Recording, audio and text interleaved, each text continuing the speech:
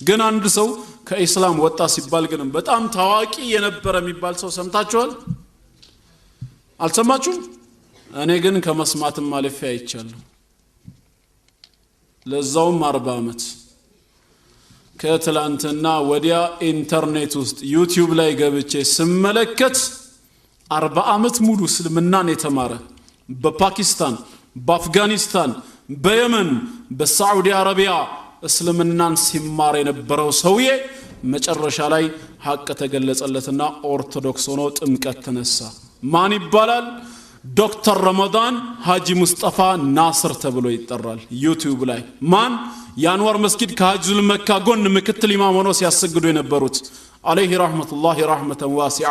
የሳቸው ልጅ ነኝ እያለ ቆሞ ይናገራል ረመዳን ሙስጠፋ ሐጂ ናስር ተብዬ እጠራለሁ ይላል እዛው ዩቲዩብ ላይ ሲናገር ውጭ ሀገር እስልምናን 40 አመት ተምሬያለሁ አለ የተለያዩ ሀገሮች ብዙ አመት አገልግሏል ኢማጂን እንግዲህ አስቡት ወደ 45 ወደ 50 ይሆናል አጠቃላይ ከዛ ተገልጾለት ወደ ኦርቶዶክስ እምነት እንደተቀየረ ቆሞ ይናገራል والله ነው መላችሁ ፊቱን ስታዩት ግን ከ25 አመት አይበልጥም ሰው እንኳን ትንሽ ሲዋሽ አይጠነቀቅም እንዴ የሆነ ቦታ ያያዛለው አይልም እዛ ላይ والله ሲመሰክር ሰማሁት እስከ መጨረሻው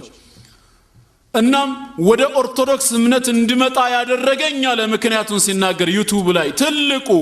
ቁርአንን ሳውዲ አረቢያ በተማርኩበት ኮሌጆች ውስጥ 17 ቅንፎችን ማግኘቴ ነው አለ እንዴ ቁርአን ውስጥ ቅንፍ አለ እንዴ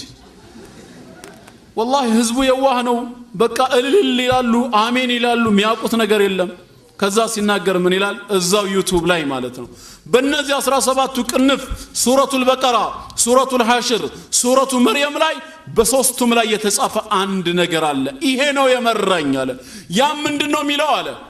የት ሱረቱል በቀራ ሱረቱ መርየም ሱረቱል ሐሽር ላይ ምን ይላል أرأيت الذي يكذب بالدين فذلك الذي يدع اليتيم فويل للمصلين الذين هم عن صلاتهم ساهون الذين هم يراعون ويمنعون الماعون إلى الله ትርጓሜውም ማለት ወየውላቸው ለሚሰግዱት ለነዚያ ሰላት እየሰገዱ የሰውን ደም ለሚያፈሱ ለሆኑ ሰዎች ወየውላቸው ለነዚያ አሸባሪዎች ከዛም በኋላ ዩራኡን የምትባል ጀሃነም ውስጥ ገቢ ለሆኑ ሰዎች ይላል አለ ሰግጄ ለምንድነው ጀሃነም ምገባው አለ ነገሩ ኢብሊስ ከዚህ በፊት እኮ ቀልዷታል እቺን ቀልድ ኢብሊስ ባይቀድሞ ኖሮ እኛም እንስቅለት ነበር ግን አንድ አቢድ ኢባዳ ሲያደርግ ኢብሊስ አጠገቡ መጥቶ ሰላምታ ከሰጠው በኋላ አቢዱ ይጠይቀዋል ከኔ ጋር ናችሁ ወይስ ላቁሙ እናም ምን ብሎ ይጠይቀዋል ቁርአን ቀርተሃል ወይ አለው ኢብሊስን ማለት ነው ኢብሊስ ይመልስ ወከይፈ ላ ወሁወ ኪታቡላህ ዐዘ ወጀል እንዴታ የአላህ መጽሐፍ ሆኖማ እንዴት አላነበውም ሲል እስኪ ከቀራኸው ቁርአን የተወሰነውን አሰማኝ አለው ኢብሊስ ደግሞ ቁርአንን መቅራት ሲጀምር أعوذ بالله من الشيطان الرجيم يا أيها الذين آمنوا لا تقربوا الصلاة يتوسن يتنفسنا يكتلال فويل للمصلين زماله ከዛ ጠየቀው አቢዱ ይሄን ነው ወይ የቀራኸው ሲለው አዎ የገራልኝ ይሄን ነው لا يكلف الله نفسا إلا وسعها الله نفسن ከችሎታው በላይ አያስገድዳትም አለው የቁርአኑን መልእክት የተወሰነውን ሐሳብ በመቁረጥ መልእክት ሲያዛባ ሲሞክር አያችሁት ያ ايها الذين آمنوا لا تقربوا الصلاة صلاة ወታትምጡ ይላል ለምኑ ሰዎች አላህ ለምንድነው ታዲያ የምትመጣው ግን በምን አይነት ሁኔታ ላይ ነው መምጣት የሌለባችሁ ለሚለው ቀጥሎ ነበር የሚናገረው ያ አይፈልግም እዚህ ጋም فويل للمصلين ወየውላቸው ለሰጋጆች ወይል የሚባል ጀሃነም ተዘጋጀላቸው ሲል አላህ ምን አይነት ሰጋጆችን ነው መጥቀስ የፈለገው ረመዳን ሲመጣ የረመዳን አምላክ ሆነው በረመዳን ብቻ ለሚዱት ወይስ በሳምንት ጁምዓ